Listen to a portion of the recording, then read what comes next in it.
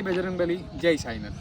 ચાલો તો આજે આપણે જોગવાડ ગામની પ્રાથમિક શાળામાં 3 જેટલી પ્રાથમિક શાળા મળીને વનભોજનનું પ્રોગ્રામ રાખવામાં આવ્યું છે।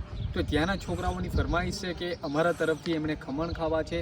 તો ચાલો આપણે આજે ફટાફટ જઈએ છીએ ખમણ લેવા માટે અને ખમણ લઈને એમનું જે સ્થળ જ્યાં વનભોજનનું નક્કી કર્યું છે ત્યાં ફટાફટ પહોંચવાની કોશિશ કરીએ છીએ। ચાલો તો પહેલાં આપણે ખમણ લઈ લઈએ છીએ અને ખમણ લેવા માટે રવાના થઈ ગયા છીએ।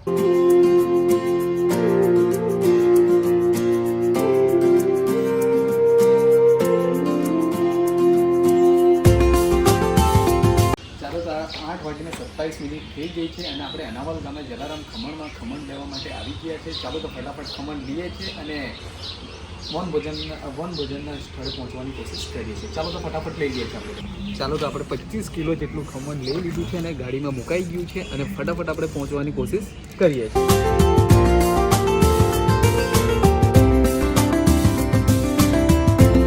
ચાલો તો આપણે ખમણ લઈને રવાના થઈ ગયા છે અને આપણા ઘરથી અનાવલ 12 થી 13 કિલોમીટર થાય છે અને 12 થી 13 કિલોમીટર પાછું રિટર્ન જઈને એ લોકો જે જગ્યા નક્કી કરી હશે ત્યાં આપણે પહોંચવાનું છે।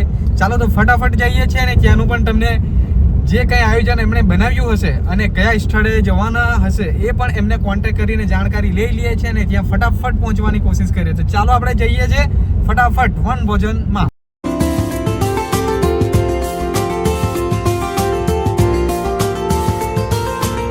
ચાલો તો આપણે એમણે બતાવેલા પ્રમાણે બ્રહ્મદેવનું મંદિર જે અંબિકા નદીને કિનારે આવેલું છે એ ઓળખાતું બમણિયા ભૂત તરીકે ઓળખાતું એક આ મંદિર છે। તો ત્યાં વનભોજનનો પ્રોગ્રામ રાખવામાં આવ્યો છે। તો ચાલો અમે પણ પહોંચી ગયા છે અને મંદિર સુધી પહોંચવાની કોશિશ કરીએ છીએ।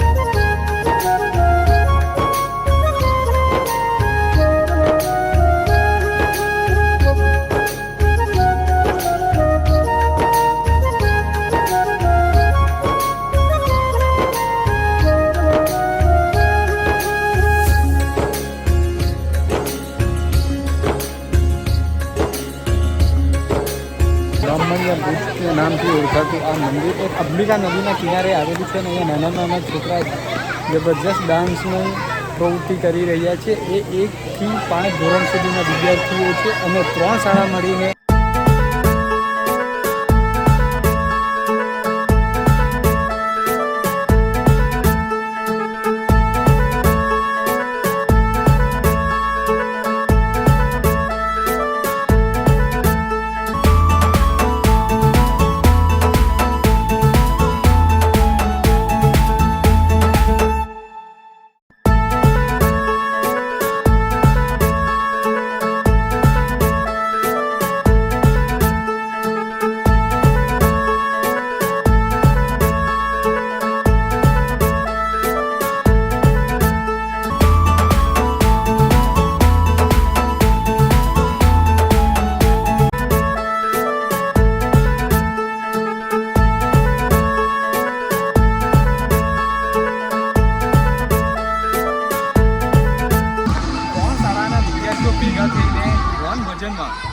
છોકરાને એન્જોય કરવાની મજા આવી રહી છે અને છોકરાઓના વાલી પણ અહીંયા હાજર છે કેમ કે એમને પણ આમંત્રણ આપવામાં આવ્યા છે અને ત્રણેય શાળાના શિક્ષક પણ છોકરાને ખૂબ એન્જોય કરાવી રહ્યા છે। ચાલો આપણે એ પણ તમને બતાવું છું કે એ કોઈ છોકરા ક્રિકેટ રમે છે, કોઈ ડાન્સ કરે છે અને એમની પ્રવૃત્તિ હિસાબે જે આયોજન કરીને એ લોકો યોજના બનાવી છે એ પણ તમને બતાવવાની કોશિશ કરીએ।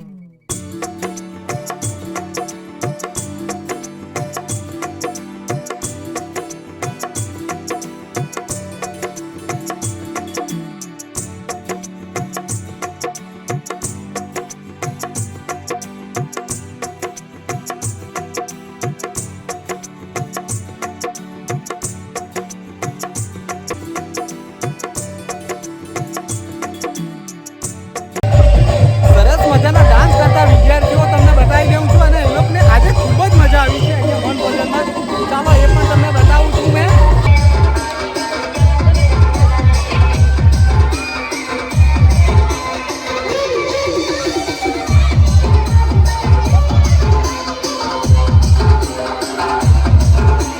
ડાન્સ કરતા વિદ્યાર્થી જોઈને તમને કેવો આનંદ આવે છે અમને કમેન્ટમાં લખીને જરૂરથી જણાવજો.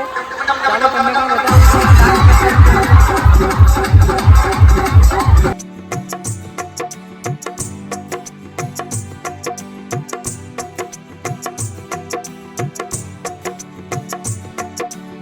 રનવેરી ક્રુઝના વિદ્યાર્થીઓ પ્રાથમિક શાળાના આવેલા છે. અહીંયા અમારું જોગણ ગામની પ્રાથમિક શાળાનું વનભોજન છે, પણ એમનું પણ વનભોજન આજે અહીંયા બ્રાહ્મણિયા મુજબ જ રાખવામાં આવ્યું છે. તો એ પણ અમારો વિડીયો જોવાનું ભૂલશો નહીં. સબસ્ક્રાઇબ કરો. જય